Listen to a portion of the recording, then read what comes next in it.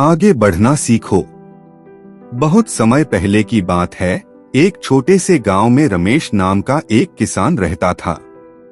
रमेश के पास एक सुंदर बाग था, जहां वह तरह तरह के फल और सब्जियां उगाता था। वह बहुत मेहनती था, लेकिन उसकी एक आदत थी जो उसे आगे बढ़ने से रोक रही थी। वह छोटी छोटी असफलताओं से जल्दी निराश हो जाता था। एक दिन रमेश ने अपने बाग में नई फसल बोने का निर्णय लिया। उसने बड़े उत्साह से बीज बोए और उनकी अच्छी देखभाल शुरू कर दी। लेकिन कुछ दिनों बाद भारी बारिश हुई और उसकी सारी फसल नष्ट हो गई। रमेश बहुत दुखी हो गया और सोचने लगा कि मेहनत करने का कोई फायदा नहीं है। रमेश के पड़ोस में एक वृद्ध व्यक्ति हरिदास जी रहते थे। वे बहुत बुद्धिमान और अनुभवी थे। उन्होंने रमेश को दुखी देखा और पास आकर बोले, बेटा क्या हुआ? इतने उदास क्यों हो? रमेश ने अपना दुख हरिदास जी को सुनाया।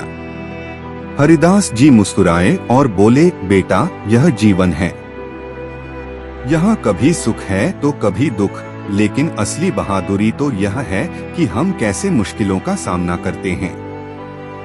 अगर एक बार असफल हो गए तो इसका मतलब यह नहीं कि हम फिर से कोशिश न करें।